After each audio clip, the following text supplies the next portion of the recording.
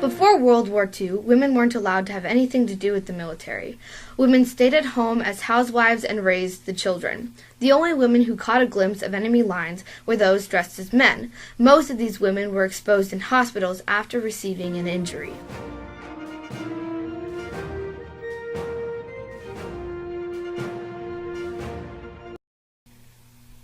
During World War II, any healthy man 18 or older was off fighting in the war, which left many civilian jobs open and women were needed to step in. Many women worked in factories, became teachers, store clerks, and worked on the farms.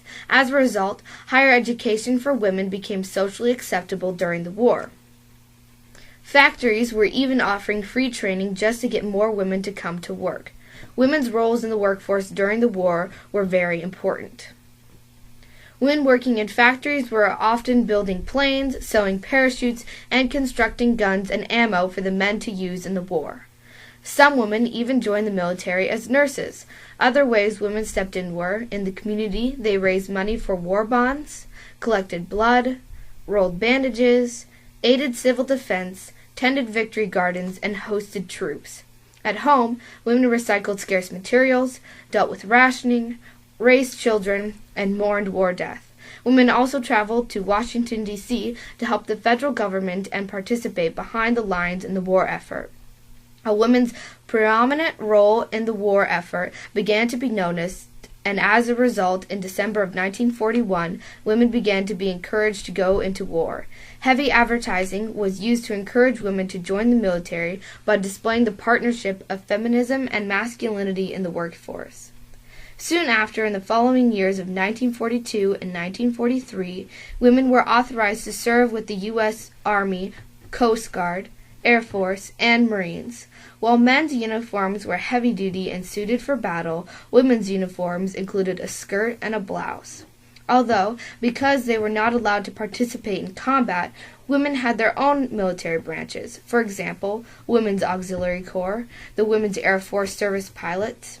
From 1940 to 1945, the female percentage of the U.S. workforce increased from 27% to 37%, and nearly one-fourth of all married women worked outside of their home.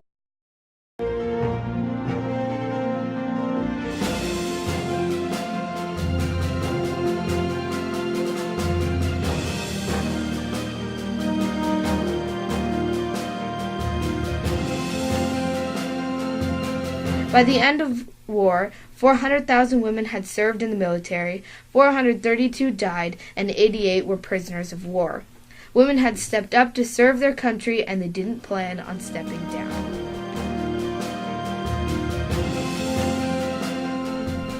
After World War II, women's roles in the military expanded. All roles, including combat, were now open to women.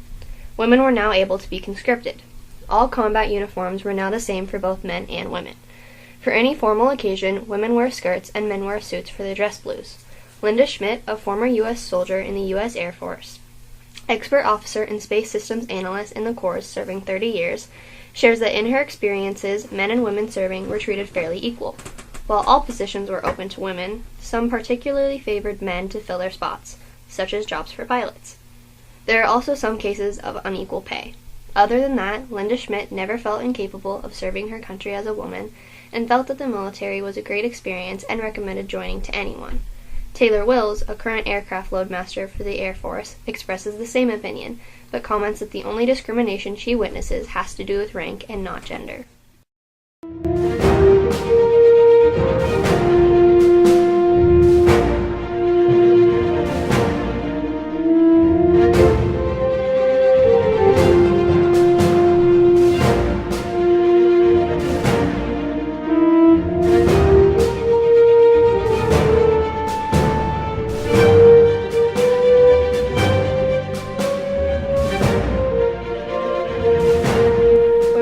Their country in many different ways than men, but neither job was less important.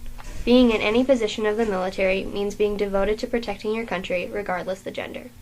They have given their sons to the military services, they have stoked the furnaces and hurried the factory wheels, they have made the planes and welded their tanks, they have riveted the ships and rolled the shells. President Franklin D. Roosevelt.